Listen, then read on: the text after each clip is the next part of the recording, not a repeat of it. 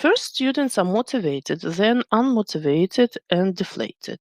They sometimes lose their motivation, and I faced this problem too. I can't finish some of my courses. Okay, Polina, the first question is, what's the question? So, because I don't see any question here. Yes, it happens sometimes. Yes, this is natural. That's okay.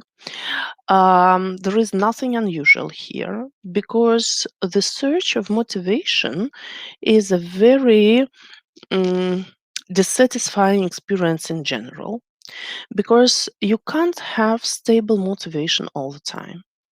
This is unnatural. The natural development of the motivation curve is always down. So the general trend is downwards.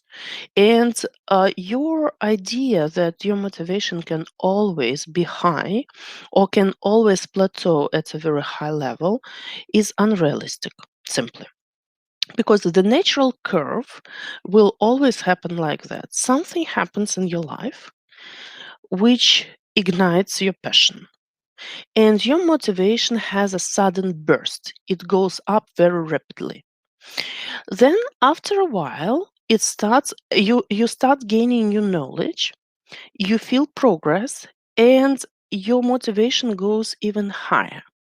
Then, after a while, you start investing more and more effort into something you are doing, but you do not see the immediate return on investment. And your motivation starts going down, down, down, down, down, down. Then, if there is no other event that ignites your passion, it will disappear. Or it will stay but be very, very low. In order to make it high again, you need another burst, another event that will ignite your passion again, and your motivation will go down. So it always fluctuates. You can't keep it stable and high all the time.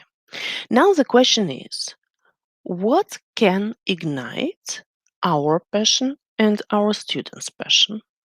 Usually, this is the feeling of results, the sense of achievement, because the sense of achievement makes you move. When you feel that you are approaching your goal, it is motivating, it is encouraging. And another thing that can encourage you is your progress. When you feel that you are getting better and better and better. The problem with learning something is that sometimes you don't understand whether you're getting better or not, whether you're having some progress or not.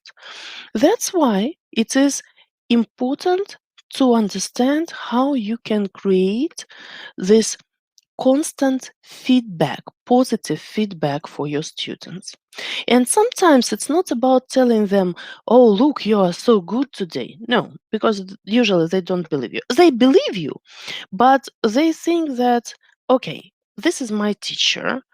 We have very positive relationship. She has a good attitude to me.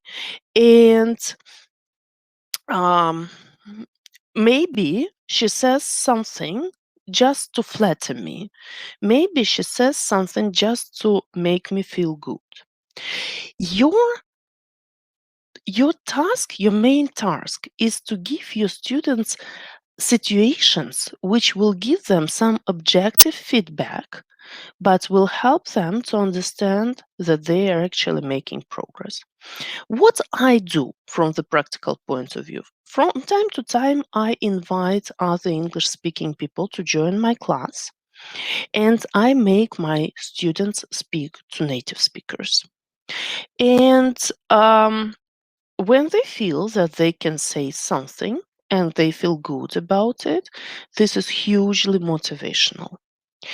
I try to identify how my students can use English in their work or in their daily life, and I give them at once that language that they can use immediately. And this is hugely motivating. When suddenly they understand that they can say something and they can be understood, this is probably the best possible motivation. But first, you must understand that, well, motivation is always a fluctuation trend. You will never have it stable and you will never have it high all the time.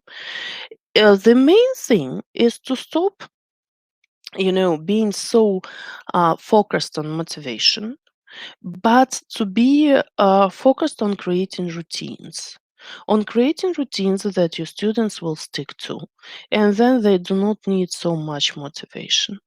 So that's why it's important just to think about how you can give that positive feedback, how you can support your students, and how you can make this motivation go up again when it goes down. So that's it. And don't expect that your motivation or your students' motivation will be high all the time. I can tell you, as a person who does a lot of sports, that I do not always have my motivation to work out. There are days when I don't feel any motivation. There are days when I feel discouraged. Then I go to a competition, I have some positive experience, and that makes me work harder.